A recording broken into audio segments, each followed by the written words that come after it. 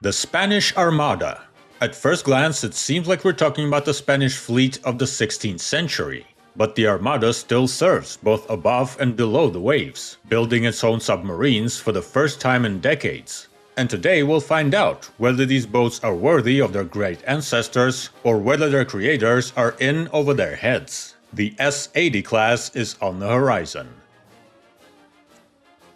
For many decades, the core of the underwater arm of La Armada Española, the Spanish Navy, consisted of two classes of submarines, the S-60 Delfín and the S-70 Galerna. Both classes were classic diesel-electric submarines with decent performance for their time and displacements of around 1,000 and 1,500 tons. The Delphines were local versions of the French Daphne and were built in the early 1970s, while the Galernas, accordingly, also the French Augusta, already in the 1980s. All the boats were built by Spain's Empresa Nacional Bazán, now Navatia, in close collaboration with, obviously, France's DCNS, now Naval Group, at the company's shipyards in Cartagena, still Cartagena. But over the years, the boats have become obsolete and required replacement. And the replacement was expected soon. Bazán and DCNS initiated the joint Scorpion project. Scorpion was to be larger and far more advanced than its predecessors, with torpedoes, anti-ship missiles, and the biggest innovation, a power plant combining both diesel-electric and air-independent propulsion. The fact is that most submarines have historically operated using a hybrid system. When surfaced, they use internal combustion engines, and when submerged, they operate on electricity.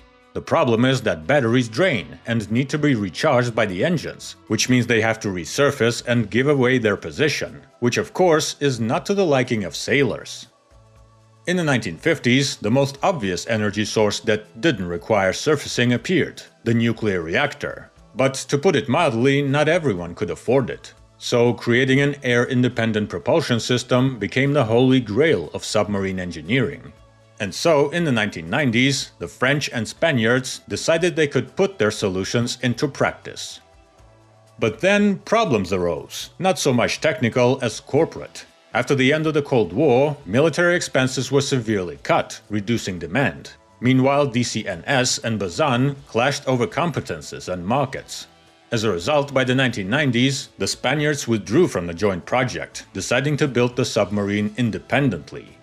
This was a serious challenge. Spain had pioneered submarine development, had extensive shipbuilding experience, and knew how to build submarines, but it hadn't developed them completely independently for a very long time. Work on the S-80 project began in 1997 and was very active. This was also due to the reformation of the shipbuilding industry itself, when Bazán, having merged with several other Spanish companies, formed the ITAR group. By 2001, most of the technical documentation was ready, and ITAR planned to begin assembling the first vessel soon. But then, the Navy decided to change its requirements. The Armada wanted a submarine not only for territorial defense, but also for power projection, meaning the submarine had to have greater autonomy and be equipped with more powerful weapons, including the ability to strike targets on land. The upgraded S-80A, designed to meet these requirements, was to be significantly larger than the Scorpion, with a submerged displacement of nearly 2,900 tons, versus its sister ship's 1,900. Work on the new boat's power plant was also underway. It consists of a 3,500 kilowatt, approximately 4,700 horsepower main electric motor, powered by 3 diesel-electric generators with a total output of 3,600 kilowatt and the charge of 180 lithium-ion batteries. Those are standard. The S-80's key innovation is the aforementioned air-independent propulsion. It runs on a bioethanol oxygen fuel pair stored on board. A chemical reaction in specialized units produces hydrogen, which is fed to fuel cells, which in turn generate electricity with a capacity of approximately 300 kilowatts. Other byproducts of the reaction, water and carbon dioxide, are discharged overboard, of course using specialized equipment to leave no trace. This entire set, connected to a single propeller, should enable the submarine to be underwater for up to 20 days, although at minimum power levels. If the boat needs to chase something, this time will be significantly reduced. When operating at full power, the boat can reach speeds of 12 knots on the surface and about 20 knots underwater. These figures are, give or take, typical for submarines of this class. The maximum range is 4,300 miles, with approximately 50 days of autonomous cruising. By 2004, work had reached a significant milestone when the Ministry of Defense finally officially ordered the construction of 4 submarines, the first of which was scheduled for delivery in 2012. ISAR, apparently overjoyed, reformed again, and in 2005, Navatia was created, which still exists today. That's enough rebranding. Initially, work was proceeding quite successfully, but then suddenly it came to a halt. The risks associated with insufficient experience in independent design came to fruition. Due to errors in the structural weight calculations, the submarines would be almost 100 tons heavier than planned, posing a serious challenge to buoyancy. While experts and journalists laughed at the idea that the S-80 could dive but not resurface, Navatia was searching for a solution to the problem that could have killed the entire project. They brought in more experienced specialists from General Dynamics Electric Boat, and ultimately concluded that the required weight reduction would be impossible, and that the submarine would have to be increased in size to compensate.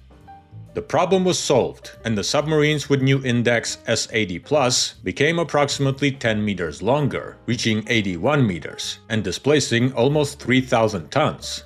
This made the S-80+ one of the largest non-nuclear submarines in the world. Misfortune never comes alone. Unfortunately, the problems didn't end with weight. The second stumbling block was the very same air-independent propulsion system, the development of which also encountered numerous difficulties and delays. Ultimately, the Navy was forced to adjust the order, install the new systems on boards 3 and 4, and settle for a conventional diesel-electric system on the first 2, upgrading them later. And all of this cost money. The program's initial budget was around 1.8 billion euros for 4 boats, but over the years it more than doubled, reaching almost 4 billion. A billion per boat. Very expensive for this class. And all of this cost time. Not only did Navatia have to redesign many submarine components, they also had to rebuild the docks in Cartagena. The ones they had simply couldn't accommodate larger submarines. Added to this was the budget crisis in Spain, which delayed the work even further. As we know now, all this led to a decade-long delay in the original delivery plan. To avoid being left without submarines altogether, the Navy had to expand the service life of the Galerna class, which was supposed to be replaced by the S-80 and decommissioned. And that means, yes, even more expenses. A vicious cycle. Some good news. In 2012, the names of the new submarines were determined. S-81 Isaac Peral, S-82 Narciso Monturiol, S-83 Cosme Garcia, and S-84 Mateo Garcia de Reyes. The first 3 submarines were named after famous 19th century Spanish engineers and sailors, essentially some of the fathers of the global submarine fleet, while Mateo Garcia de Reyes was the first commander of the Spanish submarine force, formed in 1915. So, in terms of overall design, the S-80+s remain fairly classic modern submarines. The aft section, extended up to the middle of the hull, is occupied by the power plant and its components. Further on, it's also familiar: the control room, equipment rooms below, and the sail above. The design utilizes all modern stealth technologies, has very low magnetic and acoustic signatures, and allows diving to a maximum depth of approximately 460 meters. The submarine's onboard equipment is state-of-the-art. The Spaniards tried to use domestically produced systems wherever possible, but for a number of components they still found foreign contractors, the main ones being Americans, primarily Lockheed Martin, which supplied the sonar equipment and control system components. Next are the crew quarters. It's modest here. The boat is widely automated, and 32 people are enough for it. Plus, it can fit an additional 8, for example, special forces. The accommodations are quite comfortable. At a minimum, each crew member has their own bed. Next comes the most important part, the weapons compartment. Considering that the S-80 was designed for a fairly wide range of missions, the range of weaponry here is also wide. The standard configuration includes naval mines and German DM-2A4 Sichecht torpedoes. However, most NATO equipment can be installed instead, from the Italian Black Shark to the American Mach 48. Along with torpedoes, Harpoon and Exocet missiles can be used, as well as, in the future, the Naval Strike Missile, multi-role.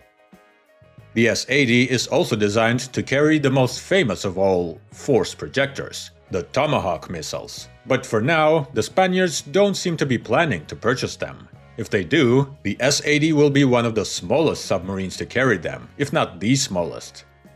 There are of course no vertical launch tubes here, they are too small for such a thing, so all weapons are launched through 6 533mm torpedo tubes in the bow.